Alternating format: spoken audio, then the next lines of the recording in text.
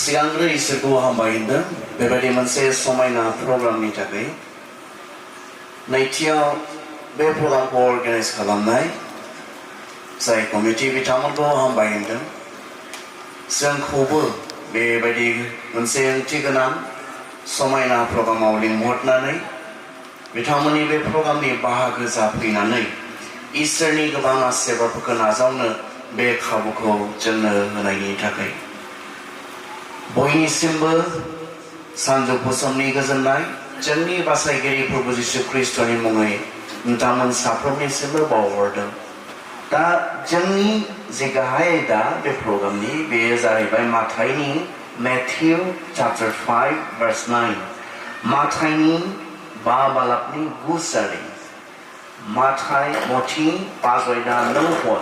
बेयावहाय बेबादि लिरदों जायफ्रा गोरोबज्लाय होयो बिसोरो बोर होजाग्रा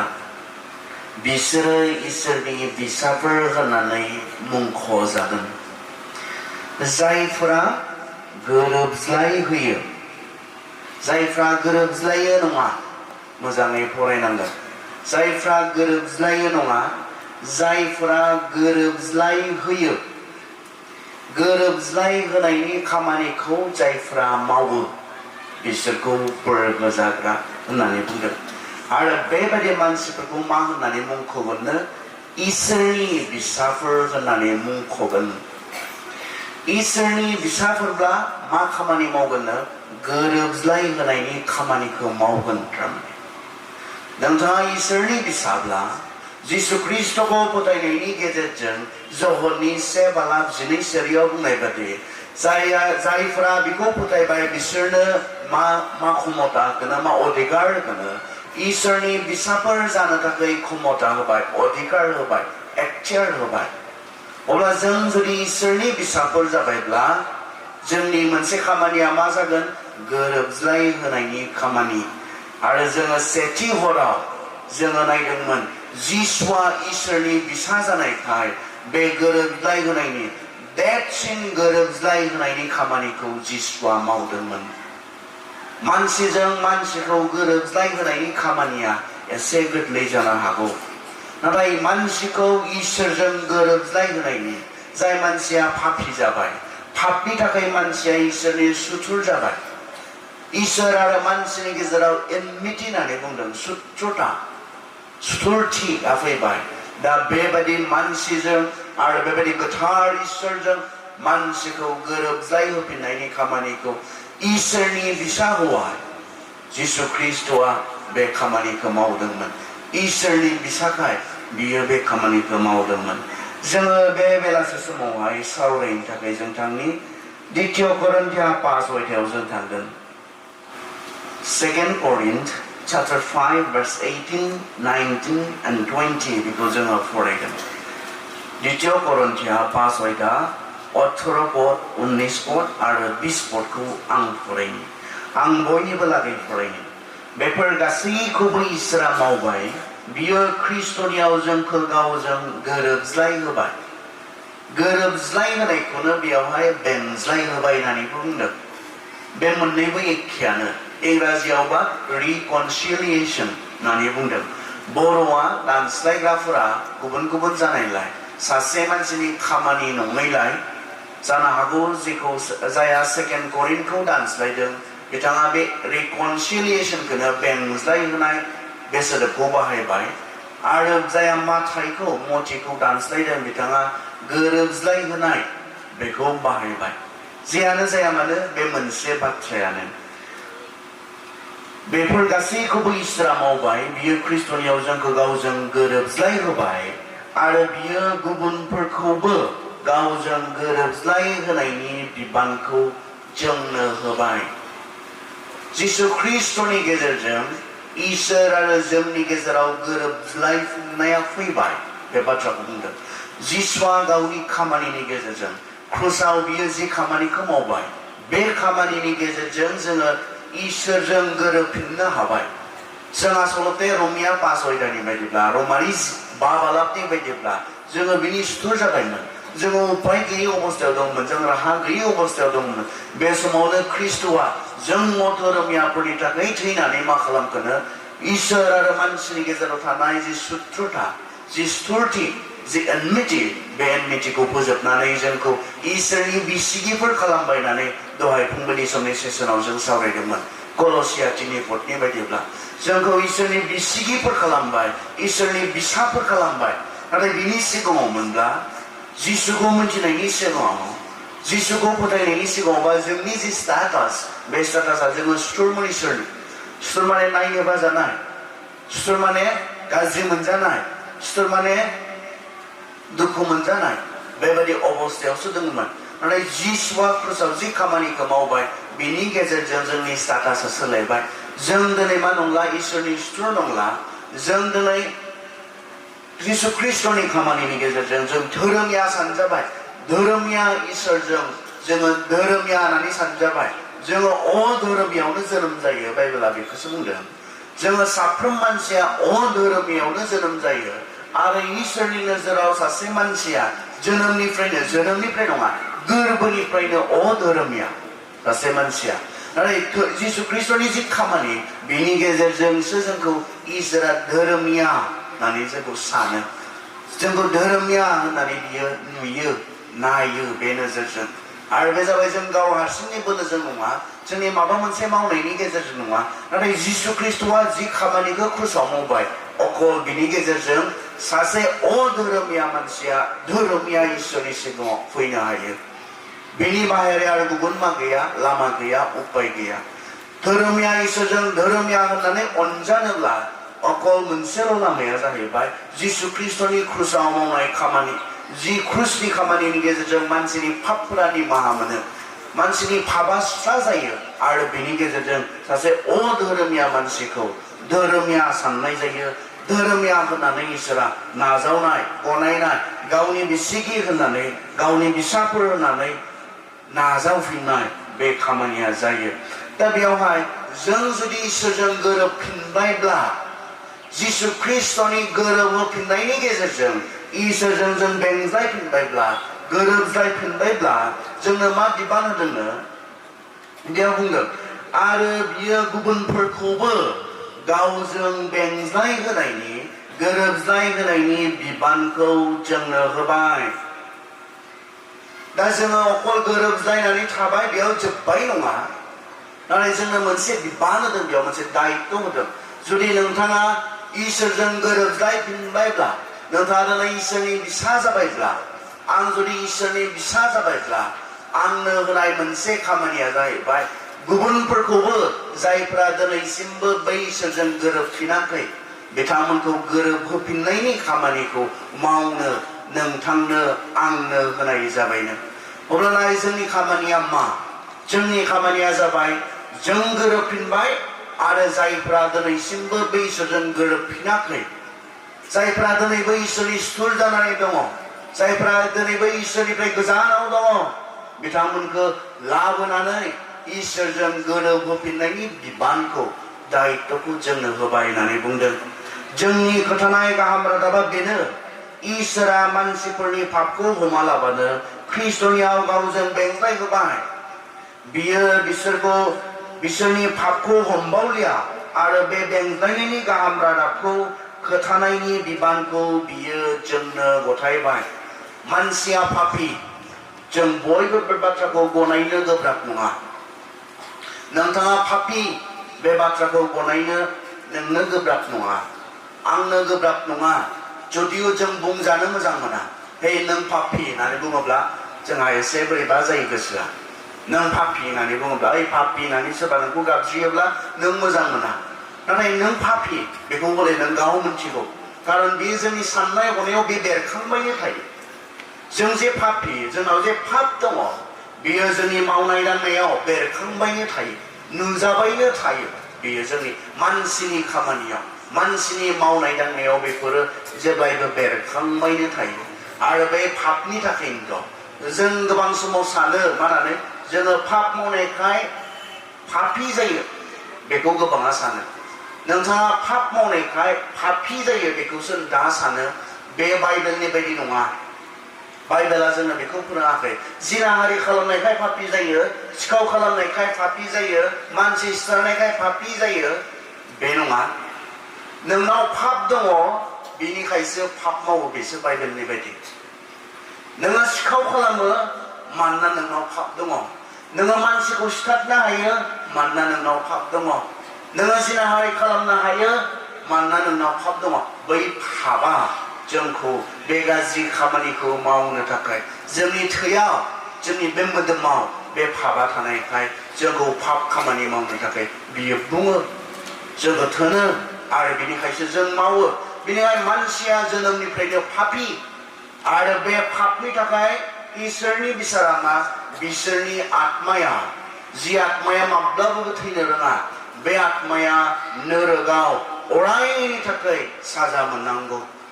आं सेथि मोनाबिलि समाव बुंदोंमोन जों मावनाय दाया जोबनो गैयै इसोरनि बेरेखा जानायखाय जोंनि मावनाय दायाबो जोबनो गैयै जाबाय आरो बे जोबनो गैयै दाय जोबनो गैयै इसोरनि बेरेखा मावनाय पाप बे पापनि साजायाबो जोबनो गैयै जागोन कारण जोङो जोबनो गैयै जोबनो रोङै इसोरनि बेरेखा जोङो दाय मावबाय बेनिखाय बे जोबनो रोङै इसोरा जोबनो रोङैनि थाखाय साजा होगोन आरो जोबनो रोङैनि थाखाय साजा होनो जोंहा माल' थागोन बे मोदोमाथ' थाया नाथाय इसोरा जोंनो जि आत्माखौ होदों जि जिबनखौ होदों बे आत्माखौ नोरगाव अरायनि थाखाय गारनानै साजा होनाय पापनि थाखाय पापनि फिथाइया थैनाय होनना बुङोब्ला बेयो मोदोमनि थैनायखौल' बुङाखै नाथाय बांसिनै इसोरा बै नैथि थैनाय आत्मानि थैनायनि बाथ्रा बुंदों नाथाय गाहाम रादाबा मानो गाहाम रादाबा मानसिखौ इसोरा पापनि थाखाय साजा होलिया गाहाम रादाबा बे जों पापी मानसिफोरनि थाखाय मा इसेबां गाहाम रादाब बियो मानसिखौ इसोरा नोरगाव अरायनि थाखाय सावनाय नंला मा रंजाथाव बाथ्रा बियो बिनिखायनोथ' गाहाम रादाब मानसिनि थाखाय जायफोरनाव पाप दङ जायफोरा गावसोरखौ पापी होननानै मोनथिगौ बिसोरनि थाखाय गाहाम रादाबा मा इसोरा मानसिखौ पापनि थाखाय जोबनो गैयिनि थाखाय साजा होनो सानदोंमोन इसोरा नाथाय बियो बुंबाय आं होलिया आरो मानो होलानो बियो कारण जिसु ख्रीष्टनि गेजेरजों जोंखौ जोंनि बे गासै पापखौ जि पापनि थाखाय जों अरायनि थाखाय साजा मोननो समायगौ बे पापखौ जिसु ख्रीष्टनि क्रुसाव मावनाय खामानिनि गेजेरजों बियो निमाहा होनाय जाबाय गोरोबफिनज्लायनोब्ला बिनि सिगां जाग्रोनांगौआ निमाहा होनाय जेराव निमाहा होनाय गैया बेयाव गोरोबफिनज्लायनाय गैया जेराव निमाहा होनाय दङ बेयावसो गोरोबफिनज्लायनाय इसोरा जोंखौ जिसु ख्रीष्टनि गेजेरजों जोंनि पापफोरखौ निमाहा होबाय बाइबेला गले गले गले गले गले गले एफर्म खालामदों बे बाथ्राखौ बुंदों बे बाथ्राखौ जिसु ख्रीष्टनि बे क्रुसनि खामानिनि गेजेरजों जोंनि पापफोरखौ बियो निमाहा होनाय जाबाय जोंखौ बियो सावनोसो गोनांमोन दा सावला फिसाफोर होननानै बियो अननानै जोंनि थाखाय जायगा थामथिम खालामनोसो बियो थांबाय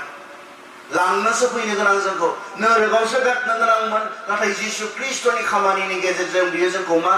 जोंनि लागै जायगा थामथिम खालामनानै बै आलो गोजोन सोरगो बायदि गोजोन जायगायाव लांनोसो फैनो गोनां बियो जोंखौ जि आसाजों जोङो थांनानै दङ दिनै जि आसाजों दा बे बाथ्राखौनो मा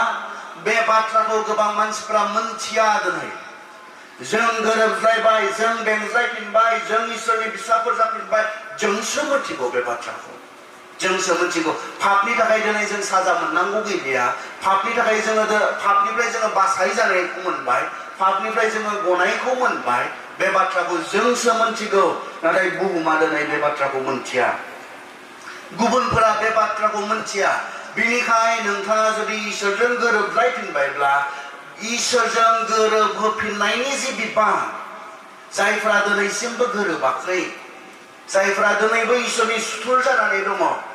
बिथांमोनखौ गोरोबहोफिननायनि खामानिखौ इसोरा जोंनो होबाय होननानै बुंदों नोंथांनि बिबान आरो आयदाया बेनो नों इसोरनि बिसाब्ला इसोरनि बिसा होननानै नों मुंख'जाबायब्ला नोंनि खामानिया गोरोबज्लाय होनायनि खामानि नाम्बार वानआ जाबाय मानसिखौ इसोरजों गोरोबहोनायनि खामानि नोंथाङा मावगोन बेखौनोथ' जिसुआ गले गले गावसोरखौ थांफिननायनि सिगां जेन बावगार जानोसो गिदों बादि गले गले गले गले बुंदोंमोन जोङो नुनो मोनो मथिनि 28 गावसोरखौ थांनोसै बिनि सिगां सेलाफोरखौ लिंनानै बुंदों नोंसोरो गासै संसाराव थांनानै बे गाहाम रादाबखौ खोन्थाहैथां गाहाम रादाबा मा पापीफोरखौ आरो इसोरा साजा होला जिसुखौ फोथायोब्ला जिसु ख्रीष्टनि गेजेरजों इसोरजों बेंज्लायफिनोब्ला जिसु ख्रीष्टखौ फोथायनायनि गेजेरजों पाप निमाहा मोनोब्ला इसोरा आरो मानसिनि पापनि थाखाय साजा होनाय नंला सोरगोआवसो लांसिगोन बे गाहाम रादाबखौ मानसिफोरनो खोन्थाहैथां होननानै सेलाफोरनो बियो बुंदोंमोन गावनि सेलाफोरखौ जोङो पासनि कर्म जा सोरगोआव थांनायनि सिगां सिगां थिनहरजानाय सेबालाब 8 सिरियाव आरोबाव बे सेलाफोरखौ बुंदों आं बुंखानाय बादि जहन 14 बुंखानाय बादि मा गोथार जिउआ नोंसोरनि सायाव फैगोन गोथार जिउआ नोंसोरनि सायाव फैयोब्ला अबेबायदि गिनाया नोंसोरजों लोगोसे थानाय नङा नोंसोरो बोलो मोनगोन आरो बे बोलोजों नोंसोरो जेरुसालेम जुदिया सामारिया आरो बुहुमनि गुबुन गुबुन जायगायाव आंखौ नोंसोरो साखि होगोन बे बाथ्राखौ जिसुआ गले गले बुंदोंमोन गिर्जानो गोनांसिनथार मावनो थाखाय गालांनाय मावनो थाखाय थोनलांनाय जिसु ख्रीष्टनि खामानिया गिर्जा माने सोर जोंनो जों इसोरनि बिसाफोरनो जों मण्डलिनो जों जिसुखौ फोथायग्राफोरनो मावथारनो गोनां मोनसे गालांनाय थोनलांनाय बिथोन होलांनाय खामानिया जाबाय गुबुननो बे बासाय जानायनि सोमोन्दै खोन्थानाय इसोरजों गोरोबज्लाय होफिननायनि खामानि मावनाय बेनिखाय जोंहा मैया नोंथांमोननि जिएस फैदोंमोन जोंहा जेनेरेल सेक्रेटारि प्रसेनजित सार फैदोंमोन बिथाङा स्ट्रेस होनानै गालांदों मण्डलिब्ला जोङो बे खामानिखौ मावनांगोन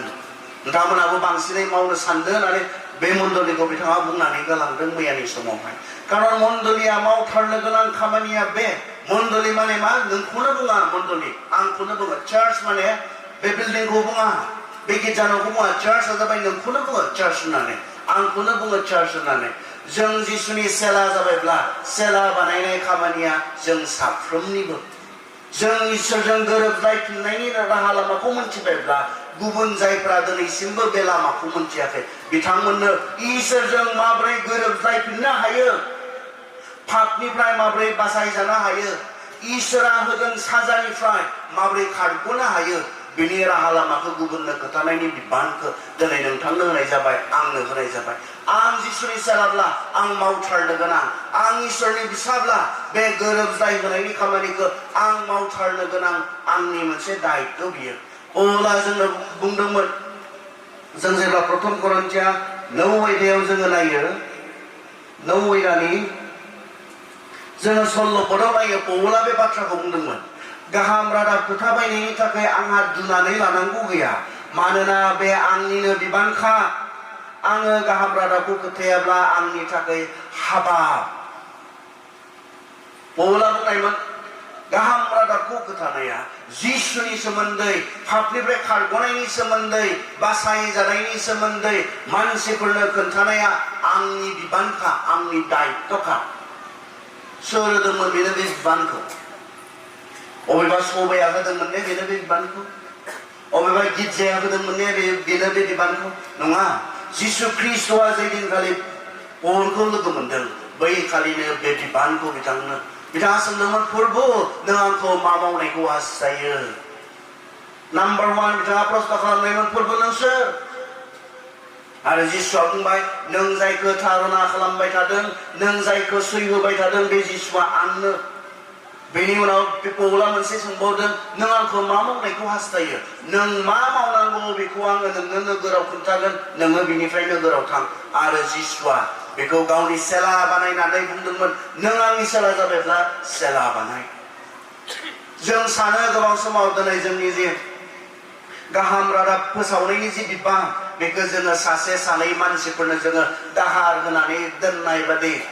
जोङो मा खालामदों जोङो जिरायनानै दङ नाथाय जिसुनि बायदिब्ला बाइबेलनि बायदिब्ला जों नुनो मोनो बेयो सासे सानै फोथायारिफोरनि खामानि नङा जिसुखौ फोथायग्रा साफ्रोमहाबो मावनो गोनां मोनसे खामानि बियो नों इसोरनि बिसा जाबायब्ला नोङो बेंज्लाय होनायनि खामानिखौ गोरोबज्लाय होनायनि खामानिखौ नों मावगोन बेखौसो इसोरा आसा खालामदों बेयो सासे सानै मानसिनि सायाव आसा खालामनानै थाबाय थाथावथाव एसेबां लासै खालामथाव एसेबां एलेहुवा खालामथाव मोनसे खामानि नङा खोमा बेयो गाहाम रादाब खोन्थानांगौआ बिनि आर्जेन्सि बिनि इमारजेन्सि बे बाथ्राखौ दिनै जों बुजिनांगोन आरो जिसुआ बे बिबानखौ गावनि साफ्रोम सेलाफोरनो होदोंमोन बेयो बिसोरनो बिबान रानाखैमोन नों बेखौ मावदो नों बेखौ मावदो नों बेखौ मावदो नोंसोर सानैसोआ गुबुनाव थांदो नङा बे 11 जन दङमोन 11 जनखौबो बियो लेंहरदों नोंसोरो बुहुमाव थांनानै गाहाम रादाबखौ फोसावहैथां आरो दिनै जोंनोबो बे बिबानखौ जिसुआ दिनै जोंनो होदों जों साफ्रोमनिबो बिबान बियो आरो जों साफ्रोमबो मावनो हानाय मोनसे खामानि बियो दिनै गिर्जाया दिनैसिम 2000 बोसोरबो जायाखै गिर्जाया नाथाय बे 2000 बोसोर जायैनि सिगांनो दिनै गिर्जाया बुहुमाव गोसारबाय आरो बे गोसारनायनि मानो गोसारखो बियो दिनै बुहुमाव मोनथिगौ ना जोंनि माखासे धोरोमफोरा गावसोरखौ दुगा खालामो जोङो ख्रिस्टियानफोरनिख्रुइबो गोजामसिन मोनसे धर्म होननानै बिथांमोना बुङो जेरै जोंहा हिन्दुइजम दङ बहुत गोजाम मोनसे धर्म जोंहा बुद्धिज्म दङ जिसु ख्रिस्टनि बहुत बोसोर सिगां जानाय बुद्धिज्म मानो गोसाराखिसै किन्तु ख्रिस्टियानिटी जाया 2000 बोसोरबो जायाखै दिनै बुहुमाव माब्रै गोसारखो जोङो पासनि कर्म गिर्जानि जागायजेननाय नुनो मोनो आरो गिर्जानि बृद्धिखौ जों नुनो मोनो गिर्जानि बारायनायनि खामानिखौ जों नुनो मोनो गिर्जाया माब्रै जेरुसालेमाव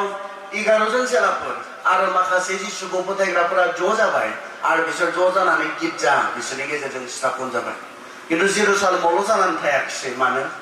कारण बिसोरनि गेजेराव सेलाफ्राथ' 11 जनल'सो नाथाय मा जाखोनो जों जेब्ला पासनि कर्म 2 जों फरायो जों नुनो मोनो गिर्जायाव तारना फैबायनो तारना जेरुसालेम गिर्जायाव तारना फैबाय आरो जेब्ला तारना फैबाय गिर्जाया जागायजेननायनिफ्रायनो गोरलै सम मोजां समनि गेजेरजों फैनो मोनखायाखै जों सानदों नामा दिनै बांसिन तारना जाबाय होननानै नङा बे बाथ्राया सैथो नङा जागायजेननायनिफ्रायनो गिर्जाया सैनांखाबोखादों जागायजेननायनिफ्रायनो गिर्जाया माब्लाबाबो गिर्जाया बेबायदि मोजां समनि गेजेरजों फैनो गोनां जायाखै जों दिनैनि मानसिफोरा बुंनो नागिरगोन एसेबांखिनि जे बृद्धि जाबाय बारायनाय गिर्जाया बै समाव मोजांमोन मावनो बै समाव बेबायदि गोब्राब समफोर नङामोन दिनैनि जोंनि बायदि गोब्राब नङामोन होननानै मा गोब्राब नङामोन नाय बिथरमोनखौ गले गले जेलाव सोनाय जाकुबखौ गोदना हास'नाय स्टेफानखौ अन्थाइजों खुबैथारनाय जिसुनि सोर सेलाया गाहाम रादाब खोन्थानानै गोथाङै थादोंनाय जों बुंनो नागिरो बै समाव बहुत बारायबाय गिर्जाया मानोना बै समाव मोजां सममोन बै समाव सहजमोन बेखौ जों बुंनो नागिरो नाथाय नङा चार्च हिस्ट्रिखौ नाय गिर्जानि जे बुरुनजि जारिमिन बेखौ नाय जागायजेननायनिफ्रायनो नाथाय माबोरै बारायनाय जेरुसालेमाव जेब्ला तारना जाबाय बे जेरुसालेमनि फोथायारिफोरा बे जायगायाव थानो हायाखिसै बिसोरो सेरखाय बेरखाय खारनो गोनां जाबायनो बाइबेला बेखौसो बुंदों जेब्ला सेरखाय बेरखाय खारनो गोनां जाबाय जाय जेराव खारदों बेयावनो जायखौ लोगो मोनदों बेनो बे गाहाम रादाबनि खामानिखौ मिशनारि नङा इभान्जेलिस्ट नङा नों बायदि आं बायदि साधारन मानसियानो मा खालामखो गाहाम रादाबखौ जायखौ जेराव लोगो मोनदों जोंबाथ' गिसिगौसोमोन बेखौ बुंनायनि थाखायनोथ' जों जेरुसालेमाव थानो हायाखै साननैसो जोङो सिरि थाथ'नोसै जों सानगौमोन जों मोनब्ला जिसुखौ फोथायनायनि थाखायनोथ' जोङो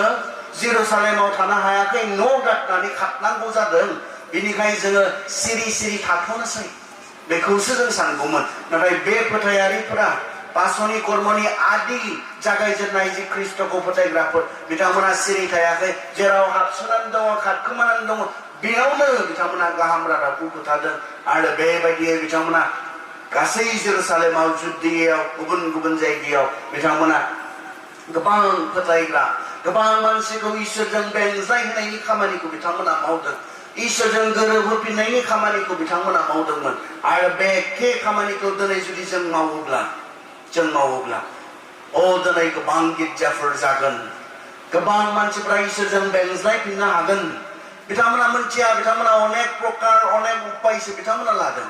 इसोरजों गोरोबफिननो इसोरनि राग जोंनायनिफ्राय खारग'नो बिथांमोना गुबुन उपायसो लादों सोरबाया सानो दैयाव दुगैनानै बिथांमोना मा जागोन बिथांमोना निस्थार जागोन गोथार जागोन आरो इसोरनि राग जोंनायनिफ्राय खारग'गोन सोरबाया सानो बे दाय गैयै मासे दाउखौ थब दानस'नानै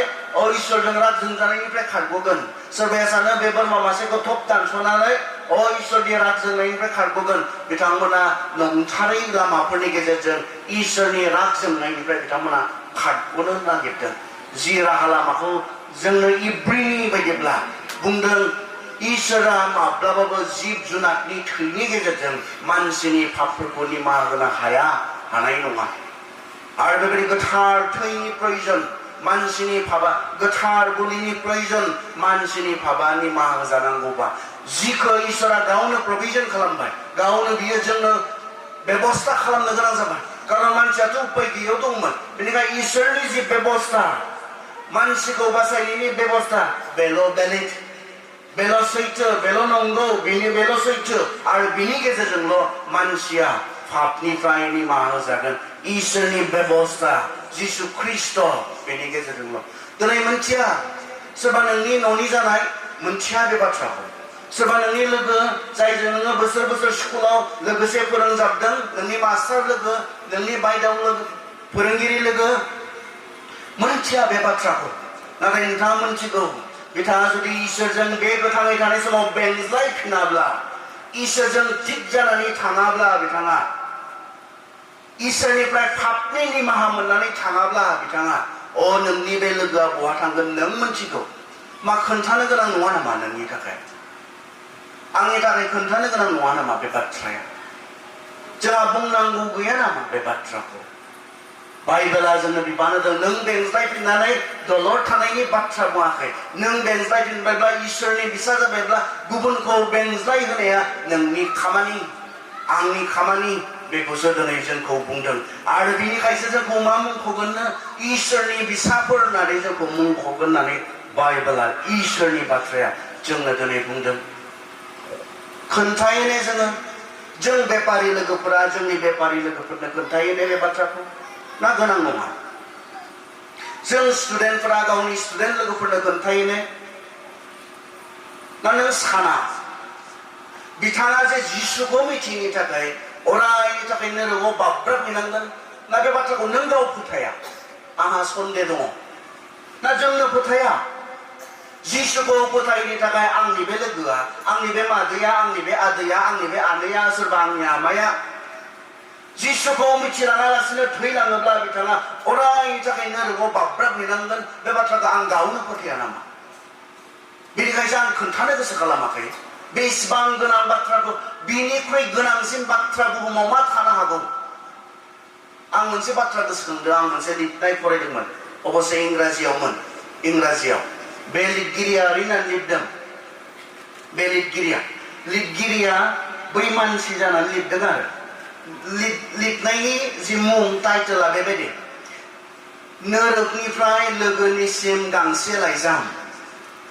नोरोगनिफ्राय लोगोनिसिम गांसे लाइजामनो लिरनाया आरो बियो लिरदों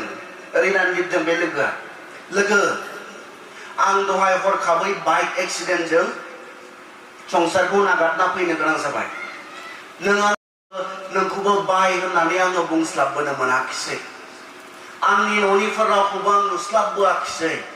आङो हरखाबै बुहुमखौ आरो नोंसोर बयखौबो नागारनानै आङो फैनांगौ जाबाय नोरोगनिफ्राय लिरहरबाय थादों आरो बे मानसिया नै दानियाबा आङो बेबायदि गोलाव मोनसे लाइनाव दङ आंनि सिगां माखासे मानसिफोर दङ आरो आं नुदों माखासे गुफुर गाननाय आरफोरा बे मानसिफोरखौ सासेनि उनाव सासेनि उनाव सासे लांगासिनो दङ सानैसोनि उनाव आंनिबो सम फैसिगोन नै आरो सासेनि उनाव आंनि सम फैसिगोन नै दानियाबा आंनि सम फैबाय आंबो हाबनो नागिरदों बे समायना जायगाथिं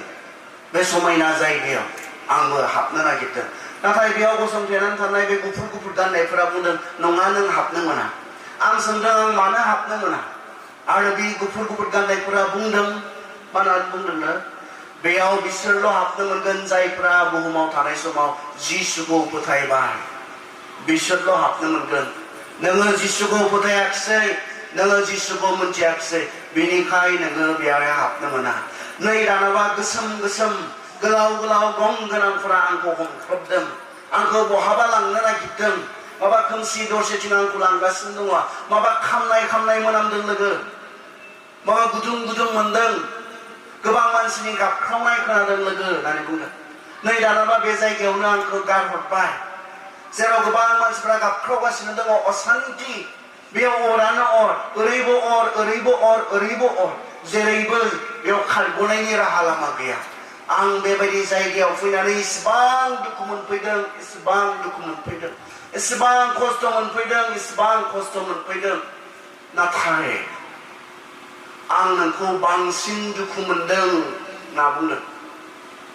आं नोंखौ बांसिन दुखु मोनदों नों बुङोमोन नों आंनि बेस्ट फ्रेन्ड होननानै मानो नोङो सानसेबो आंनो खोन्थायासै नोंथ' जिसुखौ मिन्थिगौमोन जिसुखौ फोथायोमोन मानो नोङो आंनो सानसेबो खोन्थायासै बे बाथ्राखौ आङो जिसुखौ फोथायाब्ला बेबायदि जायगायाव फैनांगोन होननानै मानो नोङो खनसेबो खोन्थायासै आंनो मैया कलेजाव जों जिरायनाय समाव आमुखाया एसे जिसुनि बाथ्रा दिहुननांदोंमोन बेयावबो नोङो टपिकखौ सोलायनानै होदोंमोन दाख्लै जों आमुगाव बेरायनाय समाव बेयावबो सासे लोगोआ जिसुनि बाथ्रा बुंहांदोंमोन बेयावबो नों गुबुन बाथ्रा लाबोनानै नों खोथाखौ फोजोबनानै होदोंमोन आंखौ इसिबां लोगो होननानै अनोमोनब्ला बे इसिबां गोनां बाथ्राखौ मानो खोन्थायालासिनो नोङो दोननो हाखो मानो लोगो मानो बिथाङा नोरोखनिफ्राय सोंहरदों नोंनि नामखौबो लागोन नामा सोरबा आंखौबो लागोन नामा आंनो मानो खनसेबो खोन्थायासै बे बाथ्राखौ इसोरजों बेंज्लायफिनाब्ला जिसु ख्रिस्ट'नि गेजेरजों जोंनि पापा जिसु ख्रिस्ट'नि कालबारिनि क्रुसनि खामानिनि गेजेरजों निमाहा होजायाब्ला सासे मानसिया बेबायदियै इसेबां गिलु बालु बे अराव खस्थ' सैनांगोन बे बाथ्राखौ जों माब्रै जों जायफोरखौ अनो बिसोरनो खोन्थायालासिनो थानो हागोन पौला बुंदों आंहा हाबाब जागोन हाबाब आं बे बाथ्राखौ मोनथिनानै खोन्थायाब्ला हाबाब माने मा इंराजियाव बुंदों औ इंराजियाव हाबाब गिथावना जागोन बेखौसो बुंदों गिथावना आं इसेबां इम्पर्टेन्ट बाथ्रा मोनथियो बे इसेबां इम्पर्टेन्ट बाथ्राखौ गुबुननो खोन्थायाब्ला आंहा हाबाब जागोन खोन्थायो ने नोंथाङा खोन्थायो ने नोंनो होबायनो बे बिबानखौ नों बेंज्लायफिनबायब्ला बेंज्लाय होनायनि खामानिखौ नोंनो होबाय संसारखौ इसोरजों बेंज्लाय होफिननायनि नोंनि लोगोखौ नोंनि सोरबा नखरनि जानायखौ इसोरजों बेंज्लाय होफिननायनि खामानिखौ जिसुआ बे इसोरजों बेंज्लायनो हानायनि खामानिखौ फोजोबनानै गालांबाय नाथाय बेंज्लाय होफिननायनि जि मावनो गोनां खोन्थानो गोनां मोनथिहोनो गोनां बे खामानिखौ दिनै बियो गावखौ फोथायग्रा फोथायारिफोरनो बियो होनानै गालांबाय नोंथाङा दिनै माबोरै मोनथिखो जों दिनै माबोरै ख्रिस्टियान जाखो जों माबोरै मोनथिखो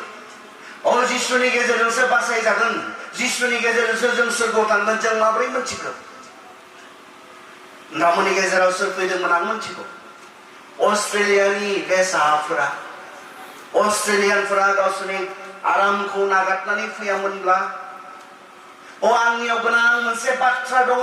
बे बाथ्राखौ आङो बैबायदि जायगायाव रिमोट जायगायाव जेराव लामा जाया न'खर जाया न' बां जाया हाग्रा बंग्रा बे जायगायाव थांनानै आं खोन्थाहैनांगोन आंनियाव गोनां मोनसे रादाब दङ बिथांमोना बे खस्थ'खौ लायामोनब्ला बे चिराङाव थानाय बे एरियानि मानसिफ्रा बे गाहाम रादाबखौ मोनथियामोन इसोरजों गोरोबफिननो बेंज्लायफिननायनि उपाय राहा लामा नोंथांमोना मोनथिनाय नङामोन जानो हागौ नोंथांमोनाबो गुबुनफोरबायदि गुबुनै दिनै इसोरजों बेंज्लायफिननो नोंथांमोनाबो नाजाबाय थागौमोन जे लामानि गेजेरजों मानसिया माब्लाबाबो इसोरजों बेंज्लायफिननो हाया गोरोबलायफिननो हाया बेफोर लामाफोरखौ नोंथांमोनाबो लागौमोन नाथाय बै अस्ट्रेलियानि मानसिफोरा गावनि थैनि मानसि नङाब्लाबो गावनि जातिनि मानसि नङाब्लाबो नोंथांमोनखौ अनबाय जोंनि उदालगुरियाव सोर फैनाय मोनथिगौ ना आमेरिकानिफ्राय फैदोंमोन बिथांमोना बे गाहाम रादाबा बिसोर थानायखाय बे गेदेर मोनसे इम्पर्टेन्ट मोनसे रादाबा बिथांमोना थानायखाय बिथांमोना न'आव जिरायना थानो हायाखैमोन बै समावथ' दिनै जोङो नोंथांमोना 100 बोसोर जायाखै जासिगोन नोंथांमोना 100 इयार्स जुबिलि सेलेब्रेसन खालामनो थांगासिनो दङ जोंहा खालामलांबाय 14 सनाव अब्ला दिनैनिफ्राय 110 बोसोर सिगाङाव जोंनि उदालगुरिनि अबस्थाखौ नायदोंमोन हाग्रा बंग्रा ना थानाय मोजांमोन ना जानाय मोजांमोन ना मामोन जों बै समावबो बेबायदि गिथाव जायगायावबो आमेरिकानिफ्राय सिथारजागोन इनाय अयथासार खालामजागोन बेफोरखौ बाद दोननानै मा खालामखो बे आमेरिकानि मानसिफोरा बे गोनां रादाबा थानायखाय मानसिया जुदि इसोरजों अनजाफिनोब्ला जिसु ख्रिस्टनि गेजेरजों बेंज्लायफिननांगोन बे बाथ्राखौ बिथांमोना मोनथिनायखाय आमेरिकायाव गावसोरनि बे आरामाव बिथांमोना थाबाय थानो हायाखिसै बिथांमोना नागारनानै फैबाय उइलियाम केरिनि बाथ्रा जों मोनथिगौ बिथाङा इंलेन्डआव थाबाय थानो हायाखिसै कलकातायाव फैबाय बेंगलिफोरनि गेजेराव बिथाङा खामानि मावफैबाय गथ'फोर थैजाबाय हिनजाव थैजाबाय अब्ला हिनजावा जेब्ला सानै बिनि फिसाज्लाफोरा थैबायना हिनजावा सानै माने अन्थाव फिसाज्लाफोर थैजानानै फाग्लि बायदि जाबाय अब्लाबो बिथाङा कलकाताखौ नागारनानै थाङाखिसै कलकातायाव बिनि आखायाव गेदेर गाहाम रादाबा थानायखाय जिसुनि साफ्रोम सेलाफोरा जिसुआ थोननाय बे मावनो होलांथारनाय खामानिखौ मावलांनानैसो थैलांदों बिथांमोना मानिबाय थैनायसिम मानिबाय बिथांमोना थैनायसिम मानिबाय जों मानिदों ने नोंथांनोबोथ' होदों बे बिबानखौ नोंथांनो जेरै सोरबा खोन्थाफैबाय नों मोनथिबाय नोंबो सोरनोबा खोन्था बे बिबान दिनै जोंनो होदों गावल' बेंज्लायनानै थानाय बे नङा बेंज्लाय होनायनि बिबानखौबो जोंनो होबाय जिसुनि साफ्रोम सेलाफोरा फोथायजाथाव जाबाय बिनि हुकुमखौ मानिनायाव बिनि हुकुमा मा संसार जोबनायसिम नोंसोरो बयनोबो बे गाहाम रादाबखौ खोन्थाहै बे बेंज्लाय होनाय नाम्बार 1 खोथाया जाबाय बे जोङो जायफोरा दिनैसिमबो इसोरजों बेंज्लायफिननो हायाखै बिथांमोननि आत्मानि बिथांमोननि जिबननि थाखाय सिन्था खालामनानै जोङो बिथांमोन बयनोबो नों बबेयाव खामानि मावो बेयावनो नों जायफोरखौ लोगो मोनो बेयावनो बिथांनोनो बे बेंज्लायफिननायनि बाथ्राखौ नोंथाङा बुंनांगौ दिनै जोंहा माखासेफोरा होननानै साननो नागिरो बाइबेल कलेज फरायनांगोन बेफोरखौ बुंनोब्ला जागायजेननायाव गिर्जानि जागायजेननायाव बाइबेल कलेजबो गैयामोन सेमिनारिबो गैयामोन बिथांमोना जिसुखौ मा होननानै मिथिगौ जिसुनियाव मा दं होननानै मिथिगौ बेखौनो बिसोरो गुबुननो खोन्थादोंमोन बै आदि जे ख्रिस्टियानफोर जागायजेननाय जे ख्रिस्टियानफोर बिथांमोना रावबो BTH खालामनाय नङामोन रावबो बिथांमोना BG खालामनाय नङामोन नाथाय बिथांमोना जेरावनो थांदों बेयावनो जिसुनि सोमोन्दै खोन्थादोंमोन बिथांमोना हादोंमोनब्ला नोंथाङाबो हायो बे गोरोन्थि साननाय बे साननायखौ सैतानासो लाबोदों नोङो ट्रेनिं लानांगोन अब्लानासो नों बुंनो हागोन जिसुनि सोमोन्दै नोङो बाइबेल कलेजाव थांनांगोन अब्लानासो नोङो बुंनो हागोन होननाय बाथ्राया बे इसोरनिफ्राय नंजोबा हायो नोंथाङा जिसुखौ सोर होननानै सिनायखो गुबुननो बेखौल'सो बुंनाय गोरलै बेयो गाहाम रादाबा नों मा फोथायखो बेखौल'सो गुबुननो बुंनाय बेनिखाय जायफ्रा दिनैसिमबो इसोरजों बेंज्लायफिनाखै बिसोरखौ बेंज्लाय होनायनि गोरोबलाय होनायनि बिबानखौ बे इसोरा नोंथांनो जोंनो होबाय नाम्बार 2 जाहैबाय जोंनि गेजेराव बेंज्लाय होनायनि खामानिखौ गोरोबलाय होनायनि खामानिखौ मावनो इसोरनि फिसाफोरनो जोंनो होबाय जोंनि गेजेरावबो जोंहा गोबां दङ बेखौ मावनो गोनां बेखौ खालामनो गोनां इसोरनि फिसाफोरनि खामानिया गावस्रा होलायनायनि खामानि नङा नांज्लाय होनायनि खामानि नङा बे गासैबो सैताननि खामानि इसोरनि फिसाफोरनि जायफोरा इसोरनि फिसाफोर होननानै मुंख'जाबाय बिसोरनि खामानिया मानो जेराव नांज्लायनाय दङ जेराव गोरोबज्लायनाय गैयि जानानै दङ बेखौ बै इसोरनि फिसाफोरा मा खालामनो गोरोबज्लाय होनायनि खामानिखौ मावनो बेंज्लाय होनायनि खामानिखौ मावनो दिनै जों बुंनो हागोन ने जोंनि गेजेराव नांज्लायनाय थानानै जोंनि गेजेराव गावस्रालायनाय थानानै जों बुहुमनो बुंनो हागोन ने जिसुनियाव खौसेथि दङ होननानै जों बुंनो हागोन ने जेब्ला जोङो जोंनि गिर्जानि सिङाव गोबां नांज्लायनाय दङ गोरोबज्लायनाय दङ अनज्लायनो हायि दङ निमाहा होज्लायनो हायि दङ जों बुहुमनो थांनानै बुंहैनो हागोन ने ख्रिस्टनियाव गोजोननाय दङ ख्रिस्टनियाव रंजानाय दङ ख्रिस्टनियाव निमाहा होज्लायनाय दङ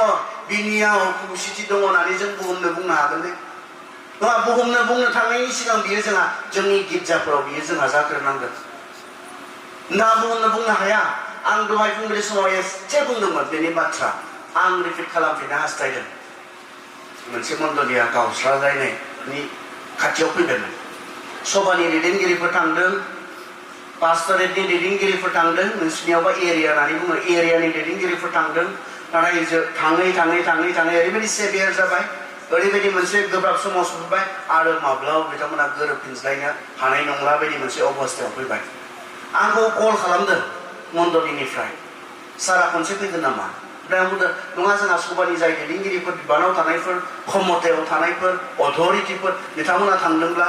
आंथ' आरो बिबिसिनि सासे अफिसियेल दैदेनगिरि नङा आं मा अधिकारजों थांनो आं बुंदोंमोन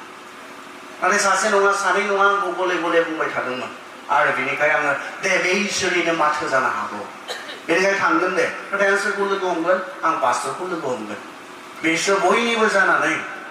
नोंसोरनि दैदेनगिरिखाय आं बिथांखौ लोगो हमगोन आरो आं थांबाय थांनानै मा बुंदों जायहा बोसोर बोसोर बयग लानानैबो बहुत गेदेर परिसज्जा लानानैबो बहुत अभिगता गोनां आरो आं थांबाय लोगो हमहैबाय आं बुंबाय आयं आंथ' नोंखौ मा बुङो जायहा दिनै गोबां बोसोर बोसोर इसोरनि खामानि मावनानै बे मण्डलिखौ सामलायबाय थादों आं मा बुंनो नोंथाङा सासे रिटायार सासे पास्टर नोंथाङा आं मा बुंनो बैसोआवबो उन्दै आरो बिदि अभिगता हिसाबैबो एक्सपिरियेन्स हिसाबैबो आंहा नोंनि बायदि गैया अब्लाबो आं सानदों बे बुंनाय इसोरा आंखौ फैजानो लुबैदों होननानै आं सानदों आरो आं बुंदोंमोन बिथांखौ जुदि दिनै नोंथाङा गोबां मण्डलिफोरखौ खौसे खालामबोबाय गोबां मण्डलिनि जौगानायनि खामानि मावबाय दिनै नोंथांनि पास्टरनि लिडारशिपनि सिङाव बे जायगायाव मोननै गिर्जा जायोब्ला आयं नोंथ' थैनानै थांगोन नोंथ' थैनानै थांसिगोन नाथाय बे मोननै गिर्जाया मानिसिन जागोन मानि नेरसोन जानानै थागोन अनलायफिननो हायि निमाहा होलायनो हायि बिनि मोनसे गोथां नेरसोन जानानै थागोन नों थैनानै थांनायनि उनावबो बे मोननै गिर्जाया जेब्लानो बे मोननै गिर्जा गावनायनि बाथ्रा गोसोखांगोन नोंखौ गोसोखांनाय जागोन मोजां बाथ्रा जागोन ने बेयो गोबां बाथ्राफोर बुंबाय आङो गाबोननिफ्राय नोंसोर आरो गाहाम रादाब होनो हाला गाहाम रादाबाथ' बेनो बेंज्लाय होनायनिसो गोरोबज्लाय होनायनिसो आरो नोंसोर बे मोननै गिर्जाया ख्रिस्ट'आ होनाय जे गोनांथार मावनो गोनां खामानि बे खामानिखौ आरो नोंसोर गाबोन मावनो हाला आरो मावोब्ला नोंसोर दिन्थिफ्लाग्राफोरसो जासिगोन बाइबेलाव बुंनाय बादि नोंसोर माबोरै बुंनो ख्रिस्ट'नियाव गोरोबज्लायनाय दङ नोंसोर मानो गोरोबज्लायनो हायाखै ख्रिस्ट'नियाव निमाहा होज्लायनाय दङ नोंसोर मानो निमाहा होज्लायनो हायाखै मा फिननाय होगोन बेनि आरो गोबां बाथ्रा बुंबाय बिनिखाय आयं गुरै जा आं मोनथिया आं सोंनोबो इच्छा खालामाखै सोरनि भुल सोरनि गोरोन्थिनि थाखाय बियो जाखो बे इम्पर्टेन्ट नङा आं होननानै बुंखादों गोबां बाथ्राफोरखौ आं खोनाखानायखाय आं बेखौ सोंनो फैयाखै सोर मा बुंनायमोन मा बुंनानै मानो बेबायदि जाखो बे आंनो इम्पर्टेन्ट नङा दा मा जाखो बेखौ माबोरैहाय सोखागोन बेसो इम्पर्टेन्ट बेनिखाय आयं गुरै जा नोंनि गुरै जानायावनो नोंनि गासै भुलखौ आंनिनो जाबाय होननानै गनायना लानायावनो बे गावखानाय मोननै मण्डलिया मोनसे जागोनब्ला बियो बेसेबां मोजां जागोन गोबां बाथ्रा बुंनायनि उनाव बिथाङा बुंदों आयं आंखौ बुजायनो बानजायनो बहुत मानसिफोर फैबाय किसुमाना समायसाखौ बारासो खालामना गालांबाय नों दा जेरै बुंबाय आं बेबायदि खालामगोन आरो बिनि उनाव बिथाङा गुरै जानानै बिथाङा गासैफोरखौ नंबाबो नङाब्लाबो आं बुंदोंमोन ख्रिस्ट'हा गोरोन्थि गैयामोन नाथाय ख्रिस्ट'हा गोरोन्थि गैयाब्लाबो दाय गैयाब्लाबो पाप गैयाब्लाबो बिनि गासै दायखौ बाननानै लानायाव इसोर आरो मानसिनि गेजेराव बेंज्लायफिननाया फैगोनखाय बियो आंनिनो होननानै बियो गनायना लानाय बायदि बे गासै दायखौ गावनि सायाव रुजुनबाय बेनिखायनो आयं नोंनि नंबाबो नङाब्लाबो आंनि होननानै गनायना लानायाव बे मोननै मण्डलिया मोनसे जागोनब्ला अनलायफिननाया फैगोनब्ला गोरोबलायफिननाया फैगोनब्ला बेखौ खालाम इसोरनि मानसिफ्रा बे खामानिखौ मावो आरो दहाय जोंहा बुंलांबाय बिथाङा माबोरै गोरोबज्लाय होफिननायनि खामानि मावदोंमोन माबोरै दुखु मोनदोंमोन गावनायखौ नुनानै गोरोबज्लायनो हायै निमाहा होनो हालायैखौ जाना थानायखौ इसोरनि मानसिफ्रा गोसो गावो बेखौ नुदों रंजाया खिन्थु सैताना रंजायो आरो सैताननि सेलाफोरा रंजायो आरो बिसोरो गावज्लाय होनायनि खामानिखौनो मावो इसोरनिया जेब्लाबो खौसे इसोरनिया जेब्लाबो निमाहा होनायनि इसोरनिया जेब्लाबो अनलायनायनिसो बेयाव अर सुनानै समायसाखौ बारा खालामनानै गावज्लाय होनायनि नायनो बाज्लाय होनायनि खामानि मावदोंब्ला बे इसोरनि खामानि माब्लाबो जानो हाया इसोरनि इच्छाया जों मोनसे जानांगौ जिसु ख्रिस्ट'आ जहननि 17 अध्यायाव गाव थैनायनि सिगां आरज खालामदोंमोन बियो गावनि सेलाफोरनि थाखाय आरज खालामदोंमोन आरो बे सेलाफोरनि गेजेरजों जायफोरा उनाव सेला जागोन बिसोरनि थाखाय आरज खालामदोंमोन आरो जिसुनि आरजआ मामोन मिथिगौना बियो जोंनि थाखाय आरज खालामदोंमोन सेलाफोरनि थाखाय आरो बिसोरनि सेलाफोरनि गेजेरजों जायफोरा उनाव सेला जागोन तारमाने जोंनि थाखाय बियो आरज खालामदोंमोन मा आरजमोन बिनि आरजआ आफा आंखौ फोथायग्राफोरा जे मोनसे जायो बिसोरो खौसे जायो नोंदों आंदों जों जेरै सासे आंखौ फोथायग्रा आंनि सेलाफोराबो जेन मा जायो खौसे जायो जिसुनि इच्छाया जों खौसे जानानै थानाय जों अनलायनानै थानाय जों गोरोबलायनानै थानाय बेसो जिसुनि इच्छा इसोरनि इच्छाया बे सोरबा जुदि बे गावहोनायनि खामानि मावोब्ला बे इसोरनि खामानि जानो हाया इसोरनि आत्मानि खामानि जानो हाया इसोरनि मानसिफोरा बे गावज्लायखौ नुनानै बे गोरोबज्लायनो हायैखौ नुनानै बे निमाहा होज्लायनो हायैखौ नुनानै दुखुल' मोनो दुखुल' अबसे दुखु मोननानैल' थाया बिसोरो बिबान लायो बिबान गोरोब होज्लायफिननायनि खामानि मावनो बिसोरो बिबान लायो बिबान बे गोनां दिनै जोंनि गोबां न'खरफोरा निमाहा होलायनो हायैयाव दङ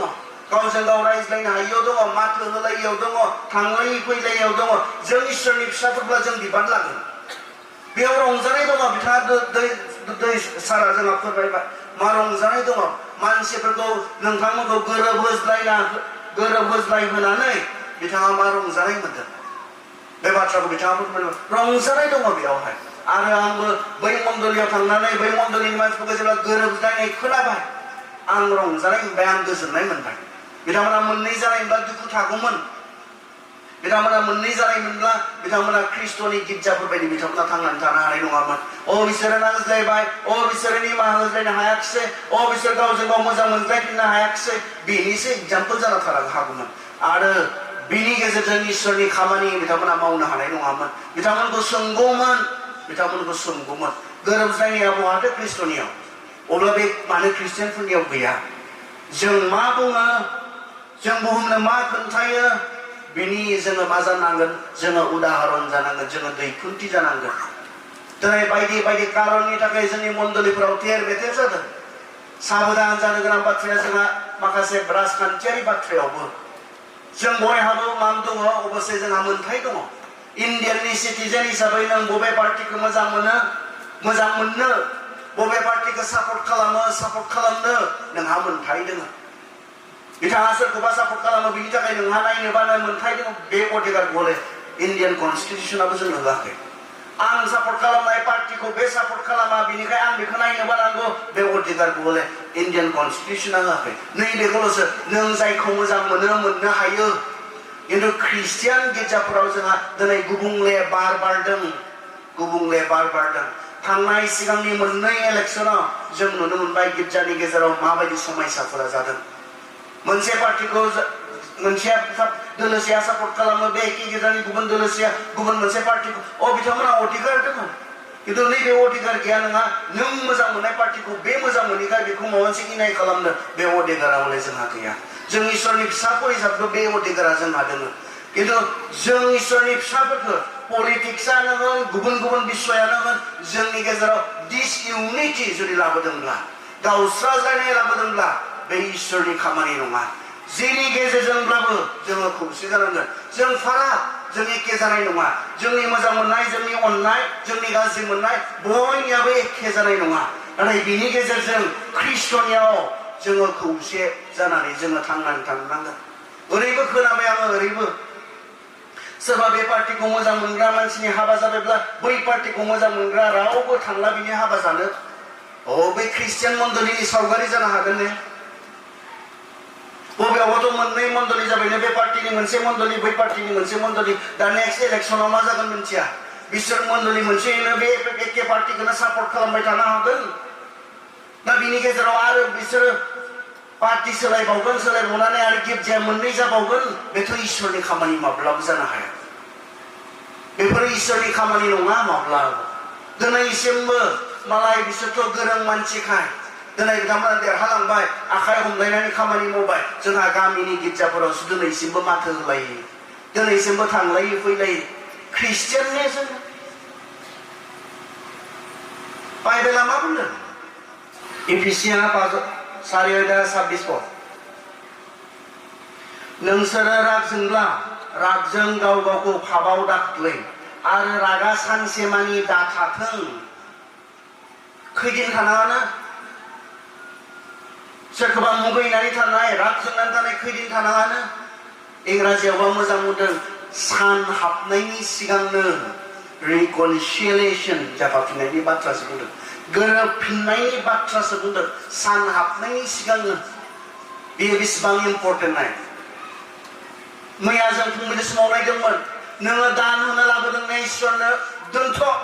बे दानखौ नों इसोरनो बलि होनो लाना फैदों ने दोनथ'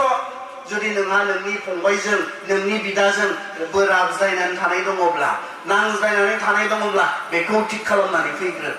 इसोरा जों गोरोबज्लायफिननायखौ बेसेबां इम्पर्टेन्ट होदों जों मैया फुंबिलि समाव जों एसे नायदोंमोन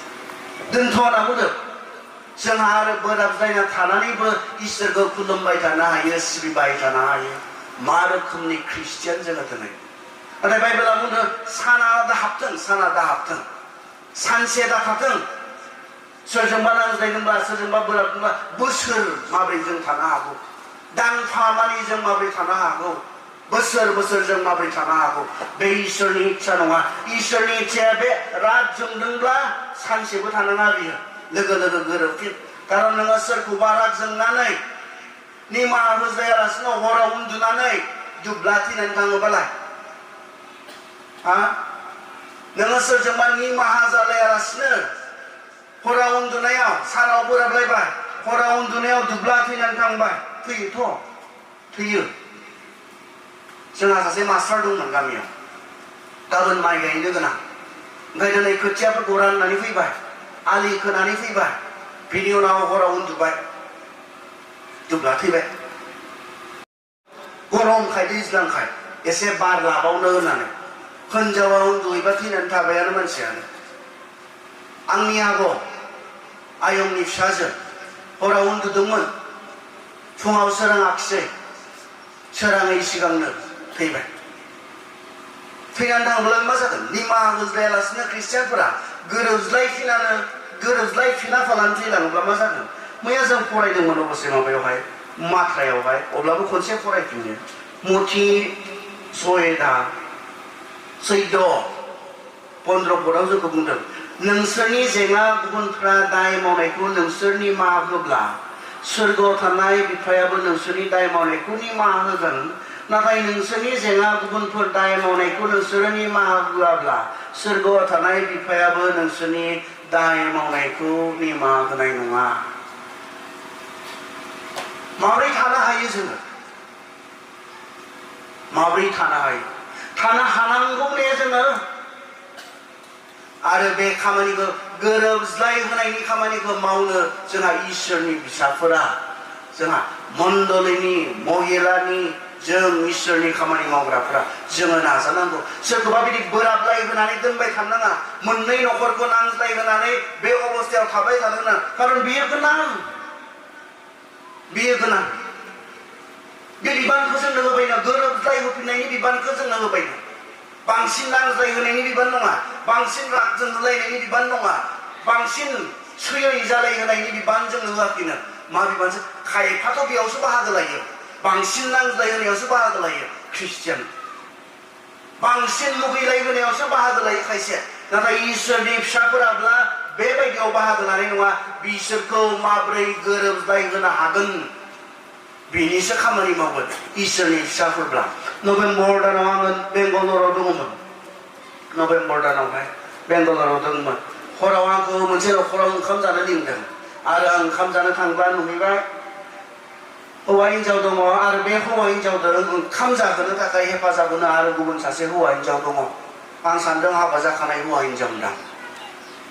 रायज्लायै मोनथिलांबाय बे जाय न'खराव हाबा ओंखाम जानो लिंदों बिसोर हाबा जाखानाय नाथाय जाय जरा मोनसे हौवा हिन्जाव बे न'खराव हेफाजाब होनो फैदों बिसोर हाबा जायाखै बेखौ दानि मानसिफ्रा मा होनना बुङो लिभिं रिलेशनशिप होननानै बुङो दानि मानसिफ्रा बाइबेलाव गैया बियो बाइबेलाव नागिरनाङा बाइबेलनिया हाबा जानानै लोगोसे थानायसो संसारनिया हाबा जायाब्लाबो लोगोसे थानो हायो बेखौ संसारनि मानसिफ्रा लिभिं रिलेशनशिप होननानै बुङो इसोरनि बायदि जाया नङा बेवहाय इसिबां गोथाव गोथाव संनानै जाहोबाय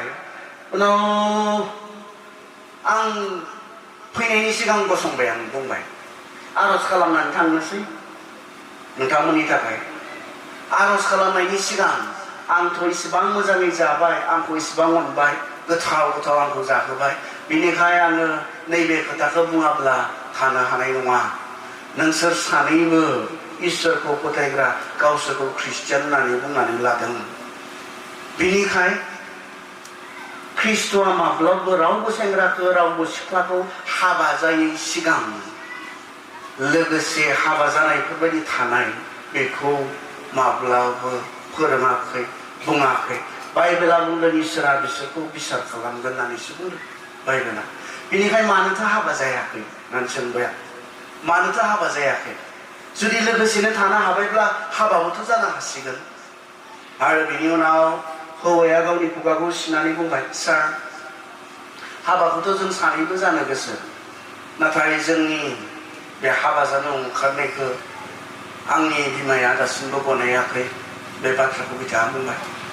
आंनि बिमाया दासिमबो गनायाखै आरो बिनि उनाव लोगो लोगो आं बुंदों मा आं गामियाव थांनानै अदालगुरियाव थांनानै नोंनि आइजों रायज्लायहैनो हागोन नामा बेनि उनाव बुंबाय सार बेथ' बहुद मोजां खामानि जागोन आं थांगोन आं फैबाय उदालगुरियाव आं जेब्ला फैबाय उदालगुरियाव फैनानै आं बिथांमोनखौ खबर लाबाय नोंसोर थारैनो हाबा जानो गोसो ने हाबा जायोबा नोंसोर नागारलायनाय नङा ने खारन आं थांगोन नोंनि आइखौ लोगो हमहैगोन नोंनि न'खरनिफोरखौ लोगो हमहैगोन आं बुंनायखाय बिथांमोना नोंसोरखौ हाबा खालामनानै गाबोन नोंसोर गादलायोब्ला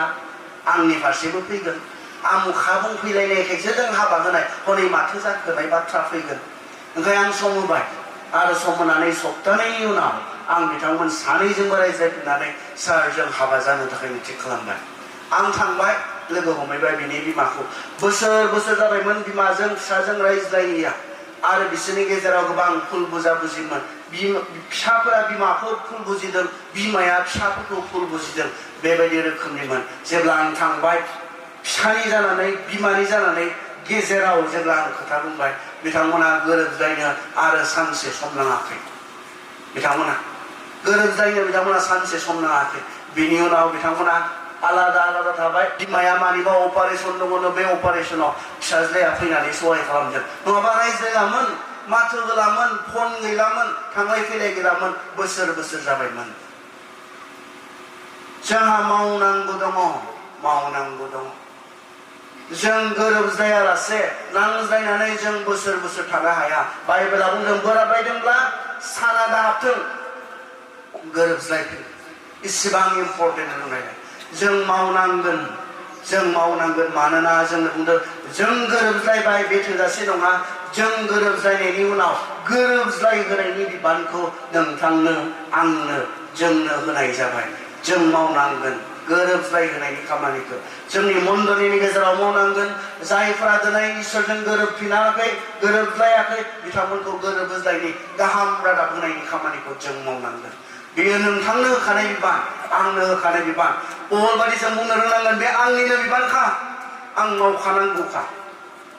दिनै सबाया थोननायखौ नेबाय थानाङा जिसुआ थोनखाबाय नोंखौ मण्डलीया थोननायखौ नेबाय थानाङा जिसुआनो थोनखाबाय नोंखौ बे नोंनिनो बिबानखा गोरोब होज्लायनायनि खामानि आरो जेब्ला बेखौ नुयो मा रंजानाय मोनो जेब्ला जों गोरोब होज्लायनायनि खामानिखौ मावनानै गोरोबलायनाय नुयो बहुत रंजानाय मोनो बहुत गोजोननाय मोनो नोंथांमोनाबो बे अभिगताखौ मोनगोन जेब्ला बेखौ खालामगोन जोंनो बे बिबानखौ होदों गोरोबज्लाय होफिननायनि बिबानखौ माव बे खामानिखौ जों मावनि अब्लाना जों जुदि मावोब्ला गोरोबज्लाय होग्रा जोंनि गेजेराव गोबां थायोब्ला न'खरजों न'खर गोरोबलायनानै बोसोर थानाय जोंनि ख्रिस्टियान गामिफोराव थानाय नङा थांलायै फैलायै मोखां नायलायै बिस्रानिथिं मोखां जायै बेबायदि जोंनियाव ख्रिस्टियानफोर थानाय नङा अबसे बे ख्रिस्टियान आखुआनो दंखाया ख्रिस्टियान आखुआ सान हाबै सिगां निमाहा होलायनाय आखुसो इसोरखौ खुलुमनो फैनायनि सिगां थांग्रोनानै जायजों माबा मोनसे समयसा जानानै दङ बेजों सेटल जाहैग्रोनायनिसो ख्रिस्टियान आखुआ थानो हाया बेबायदि असान्ति जायो माथो आं हाया उन्दुनो हाया आङो सोरजोंबा एसे माबा मोनसे जाबायब्ला खन खाम्फा फिननानै बुङाब्ला उन्दुनो हाया आङो जानो लोंनो हाया सरिनानै बुङाब्ला प्रेसार बारा जाजोबो माब्रै हायो जों ख्रिस्ट'खौ जों बेंज्लायग्राफोर आरो बेंज्लाय होग्राफोर जोङो बेंज्लायबाय आरो बेंज्लाय होनायनि खामानिखौ ख्रिस्ट'आ जोंनो होबाय इसोरा आशीर्बाद खालामथों हामबायसै